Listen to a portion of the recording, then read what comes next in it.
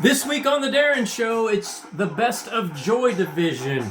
Now, a lot of people have heard probably one Joy Division song, and it is, I so want to do this, but I'm going to sound horrible, but love will tear us apart again. Anyway, and you also might know of New Order. They have a song called Blue Monday, which was in a lot of movies, television shows, commercials, whatever. Big 80s song. And New Order is a direct result of the Joy Division's main guy, Ian Curtis, committing suicide, sadly, in 1980. So Joy Division is a band from England, and they were formed in 1976, sort of post-punk, and I may be wrong about this, but pre-New Wave, they were to me, they seem like they were in the beginning of that whole New Wave sound that later became like Talking Heads and Blondie and millions of... Talking Heads and Blondie are probably just like really big famous names, and I'm leaving a lot of stuff out. But you know, a lot of the stuff that you would have heard on like a Pretty in Pink soundtrack, the John Hughes film, a lot of 80s new wave, not even maybe Devo. I don't know. I'm really not doing a good job here. OMD, Orchestral Maneuvers in the Dark, stuff like that. Just that new wave stuff. You know, if you know it, you know it. Anyway, Joy Division was only around for a few years. They formed in 1976 in Salford. Vocalist, guitarist, and lyricist Ian Curtis, guitarist and keyboardist Bernard Sumner, bassist Peter Hook, and drummer Stephen Morris. And they released 2 albums. They released an album in 1979, and Unknown Pleasures was that one. And then Closer was their final album, and it actually was released after Ian Curtis committed suicide, sadly.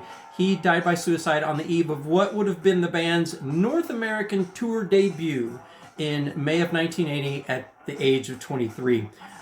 So their second and final album, Closer, was released 2 months later, and the single that came out, which was actually not on the album, it was a non-album single called Love Will Tear Us Apart, became their highest charting release. Ian struggled with epilepsy. He had seizures on stage. He suffered with depression. And, you know, a lot of times creative people deal with depression, unfortunately.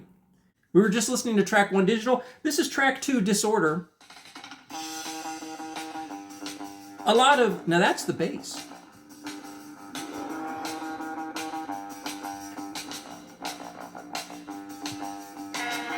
Peter Hook, the bassist of Joy Division, tended to play almost like a lead guitar type of sound because the guitarist, Bernard Sumner, who later became the quasi-facto, I don't know if I'm saying those words correctly, he became the leader of New Order and the vocalist. Once Ian Curtis passed away, the other 3 went on to form New Order, and they were pretty successful throughout the 80s. This is really a definitive type of new wave sound, if you ask me, with the electric drums, a lot of keyboards, and that English sounding voice that goes like this. Sunday. I'm sorry. I'm not even high. Anyway, what I've got is the best of Joy Division. I figured that's even better than doing a review of 1 album, 2 albums, whatever. Just do the best of. It's got a cool little booklet, and there is kind of an essay sort of thing in here. No lyrics or anything, but this was adapted from a thing called Piece by Piece, Writings About Joy Division by Paul Morley. Anyway, I'll just give you a little hint of the kind of thing I'm talking about here, because I do like Joy Division, by the way. and I want you to check them out and like them. But some answers to some questions. Because of Hookie's bass lines, the journeys they embark on. Because Hookie played a bass guitar solo that would last 1,000 years and which was cut up into sections and used throughout the songs of Joy Division. Because Bernard played his guitar round and round in brilliant fraught circles from inside and outside another 100 years. Because Stephen could race through his own 100 years in 4 minutes flat. Because Ian sang as though he'd already written the words down on lined paper in a cheap exercise book with a wonderful ragged right-hand margin, keen to get it all out before the ruin, and something was giving him the heebie-jeebies. Very moody music. Again, so they came out in the late 70s and were done by 1980, early 1980. But when I hear Joy Division, I think, to me, it sounds like the 80s. A lot of that, their style sort of set the tone for a lot of what was to come.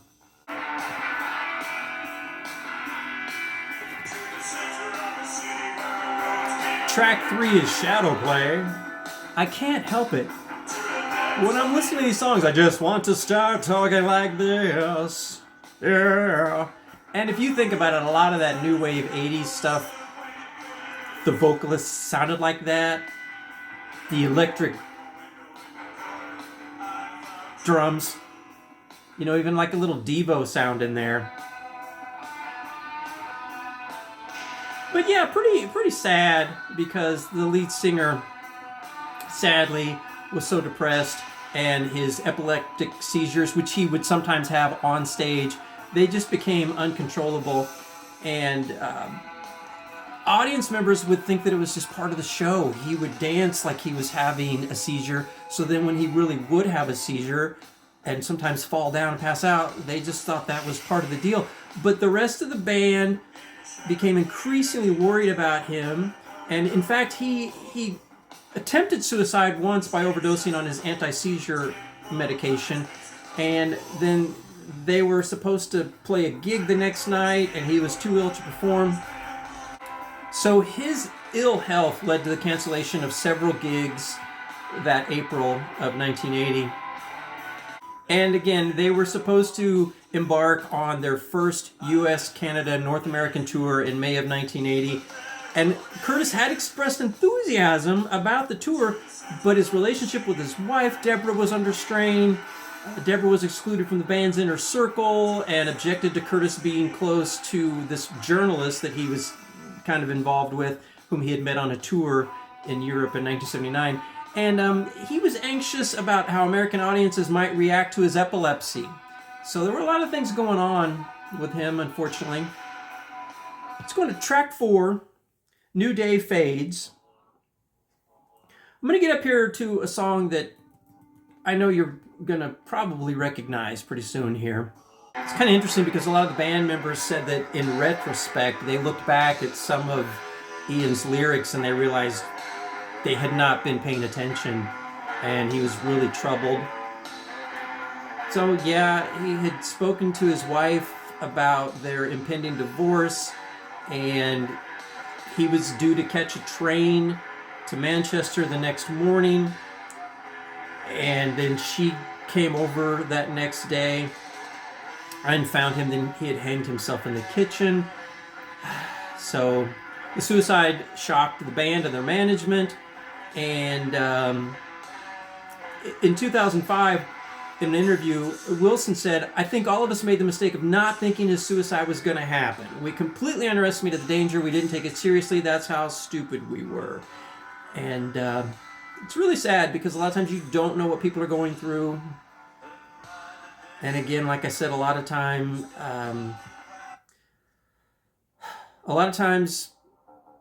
tortured artists, creative people, they give us good art. I'm thinking of like a Kurt Cobain and Chris Cornell, Soundgarden. Those come to mind quickly. But it's just so sad because a lot of times people don't realize what's really going on behind the lyrics and how tortured someone really is. And We got to watch out for people. Pay attention to people. Pay attention to what they say. Pay attention to how they're acting. Check in on them. That's my public service announcement. Transmission.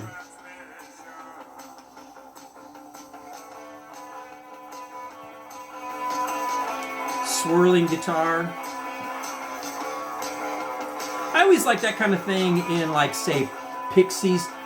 The Pixies would have that guitar just... I call it swirling guitar. I just like that little run of the notes. Now, Atmosphere is a song that was featured in Stranger Things, season 1 or 2. It was on a soundtrack, music from Stranger Things. So Joy Division's still getting a lot of attention and a lot of play, 40 years later. I don't know, man. Those vocals. He really started to get that baritone sound. Apparently Ian Curtis was a fan of Jim Morrison and the Doors, and I kind of hear a little bit of that Jim Morrison in there.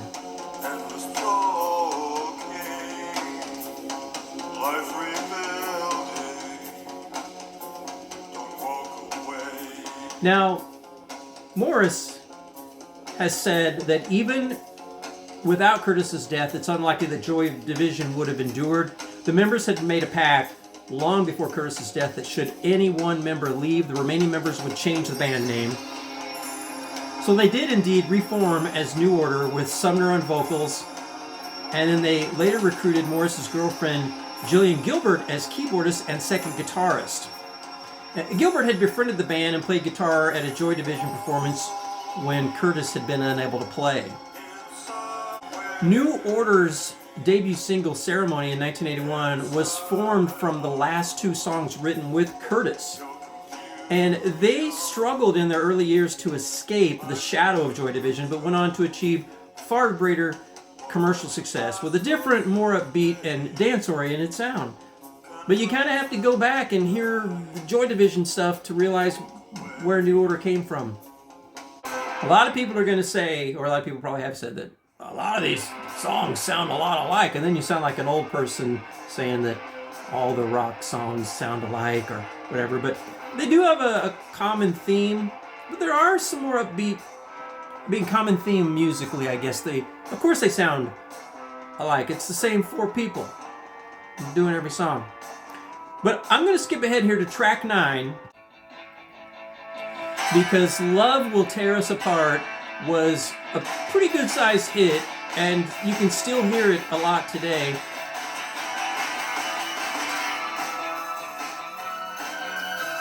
Very catchy, very dance-worthy. But Joy Division took time to develop their style and quickly evolved from their punk roots. Their originality only became apparent as the songs got slower and took on a sparse quality.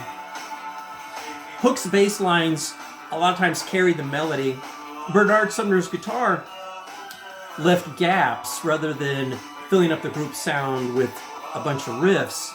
And Steve Morris's drums seemed to just circle the rim of a crater. Joy Division were not really punk, but they were inspired by the energy. And their sound just came out naturally. Rhythm and chords from the guitar and the bass providing the melody. I wish that LaCroix would notice me sometime and send me some free LaCroix. I don't have any paid promotions and I don't get paid anything for this. I just do it for fun and to share music that I like and talk about music that I like. Isn't this a great tune? I know I'm going to get copyright strikes. They're going to come, but I'm going to play with this a little bit because I like it.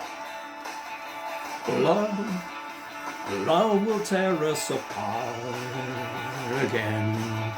So anyway, if you get a chance, check out Joy Division, and then check out New Order. Just kind of wanted to share a little bit. I've been listening to this a little bit lately. Sometimes I go through, especially in the winter, I go through a little bit of sad. And I like sad songs, meaning seasonal affective disorder, but I like sad songs, meaning melancholy and blue. And when I'm feeling down, I like to listen to music that fits that mood, which is strange because maybe some people like to listen to upbeat songs that'll make you happy. I've got some videos where I talk about songs that put you in a good mood. But I tend to gravitate towards the sad, moody stuff when I'm feeling sad and moody. I don't know what that's about. Maybe there's somebody else out there like that. I don't know. Track 10 these days.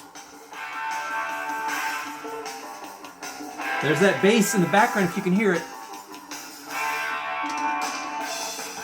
I understand that he started playing higher up on the bass because the guitar was coming out of the amp really fuzzy and he couldn't hear his low bass playing, so he would start playing higher up so that he could hear the bass on top of the guitar. We're just kind of flipping through these a little bit here. Track 11, 24 Hours.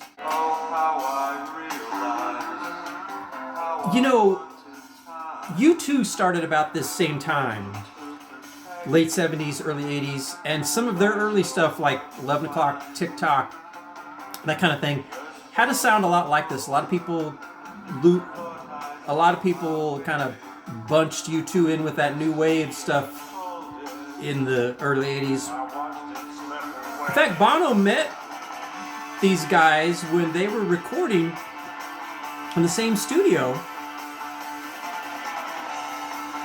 and Bono remembers Ian Curtis as being a really interesting guy. But apparently Joy Division, mostly Ian Curtis, they were inspired by The Doors, Iggy Pop, David Bowie, Kraftwerk, the Velvet Underground. And Hook, the bassist, has also said that Curtis was particularly influenced by Iggy Pop's chaotic stage persona. And the group in itself, they were inspired by Kraftwerk's marriage between humans and machines. Kraftwerk, that's another one that I'm thinking of, that same kind of sound. Flipping through these, again, I know you're gonna, a lot of these sound a lot alike, but I can't play every song, so I'm just playing a little bit, some samples, and you know, I say go and check it out. Start with Love Will Tear Us Apart. Did I mention this already, that Ian Curtis's wife, who he was going through a divorce with, had that inscription put on his gravestone, Love Will Tear Us Apart. Of course, it's been stolen a couple of times. They've had to put another one back because that's what people are going to do.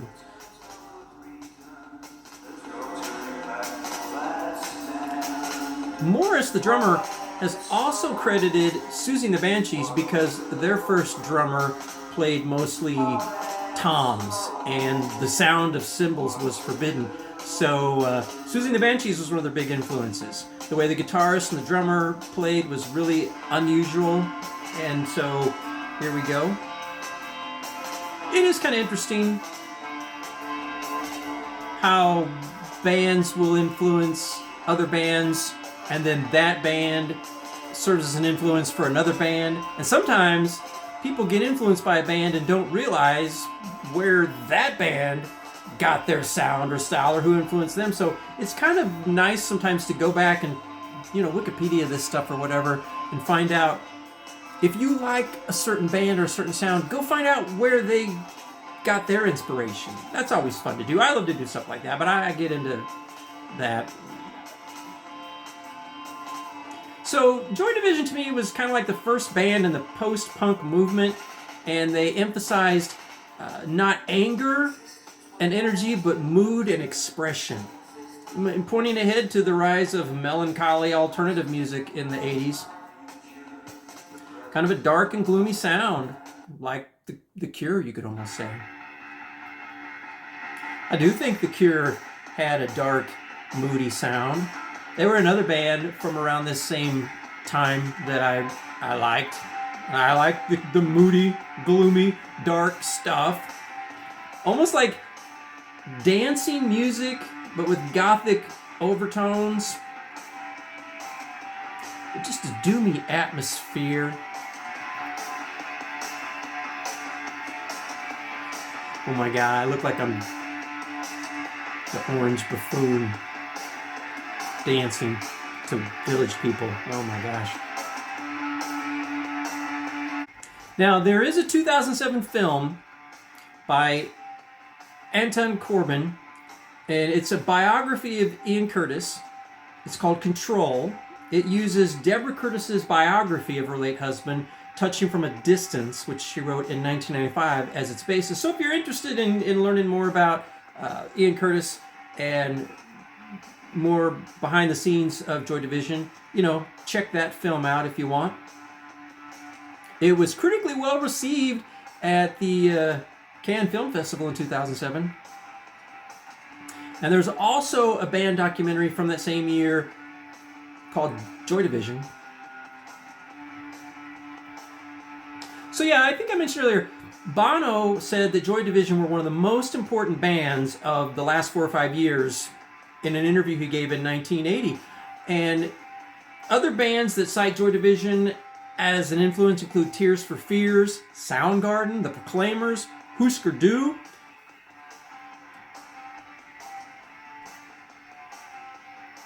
In 2005, both New Order and Joy Division were inducted into the UK Music Hall of Fame. Final track on this best of Joy Division, track 14, Isolation. This really is a good compilation. I didn't play a lot of every song. I didn't even play every song. But if you want an introduction to Joy Division, you can't go wrong. And if you like this style of music, you will definitely like Joy Division. And of course, New Order. So, not a lot to say other than Joy Division, man. I'm giving this a 4 out of 5 today. Best of Joy Division, full album. Put it on, dance around, don't get depressed. Use it to be happy if you can. Anyway, this is the DARIN Show. Thank you for watching.